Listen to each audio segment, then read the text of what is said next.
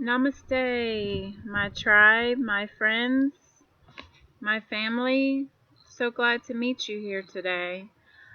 I'm here to discuss what we've been talking about with spiritual understanding and practice, and fundamental ways that we can change our lives and bring into our lives the happiness that we all desire.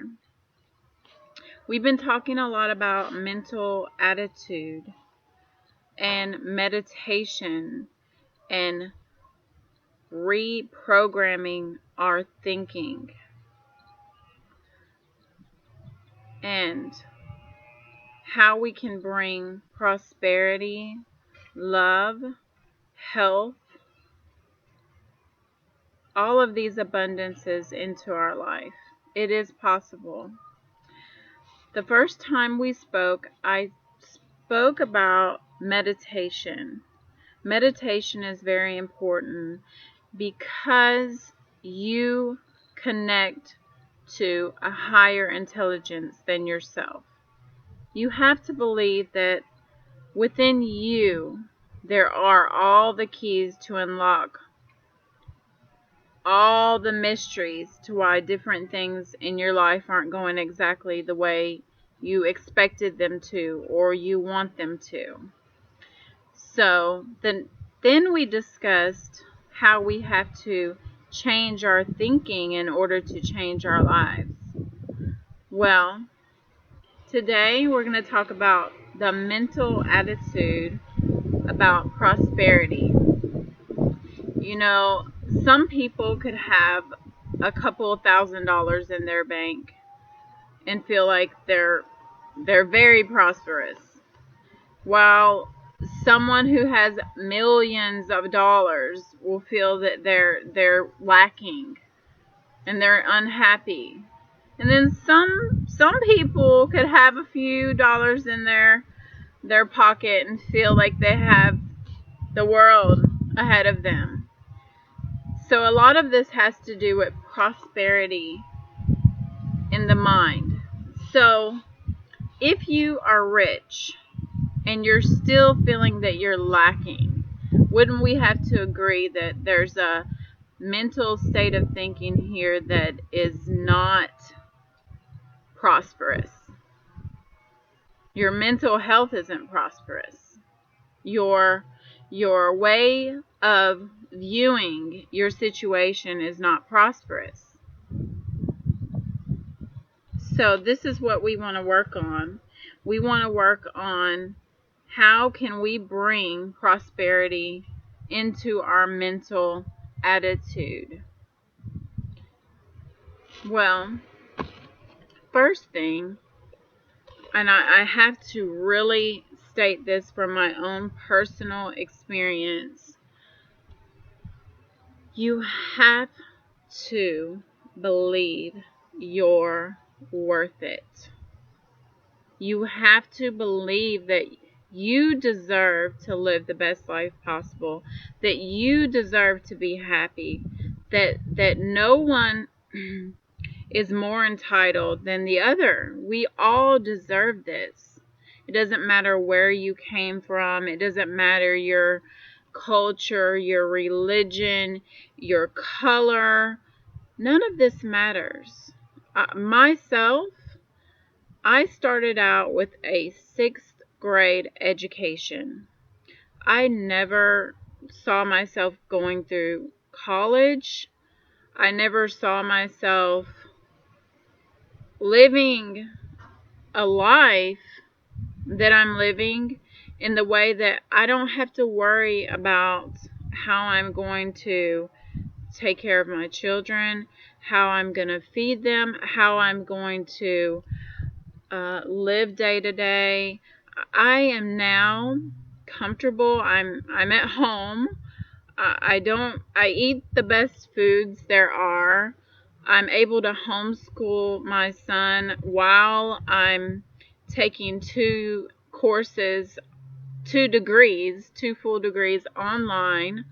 One in psychology. I'll graduate this year. And I'm going to take that further, and also working on my metaphysics ministry. I look back, and at one point in time, I just never saw that for myself. I thought I would just be working, a regular minimum wage 9 to 5 job. I wanted more, but I didn't truly believe that I deserved more. Now I do. I can't see or accept anything less for myself, and because I truly believe that, and I always reach for the highest, that's where I find myself, because that's what I'm open to. I'm open to receive the gift of the highest. And in my mind, I know there's more. I'm not even fully open to my potentials yet. So just imagine when I can fully receive, what will I be doing then? Oh, I'm so excited for the future, for you and for myself. I'm going to tell you a story that I heard, and it was very inspiring. And this will kind of be our lesson for today. Okay, there was this guy, and he was looking for the help of a guru. And he said, "Guru, teach me how to be successful. I want to be successful." And the guru said, "Okay, tomorrow morning, 4 a.m., meet me out by the ocean." So he said, "Okay," and he came out there, and he's like, "Oh my gosh, why do I need to meet him at 4 a.m., So he comes out there, and the guru is out in the ocean, and he says, come join me." And he's thinking, "I'm not here to go swimming. Why am I coming out here?" But nevertheless, he trusts the guru, and he comes out there. So he comes out there, and he's almost about to touch the guru's hand, and the guru moves out further, and he says, "Come, my son, come further." So he comes further, and he's almost about to touch the guru's hand, and the guru goes out further. And then finally he comes out, and his feet aren't touching the surface anymore, and the guru takes his head and dunks it into the ocean. He's struggling and trying to stay alive. And then he lets him up, and he says, "Do you understand now?" And he's like, "You almost killed me." He's like, "Do you remember the moment when I put your head under the water? The only thing you could think about is that you must breathe. You wanted to breathe. You wanted to stay alive. So if everything in your life, you have that want, that one, just you've got to do it in that persistence to want to breathe, and you put that into the other focuses in your life, you'll have everything you desire."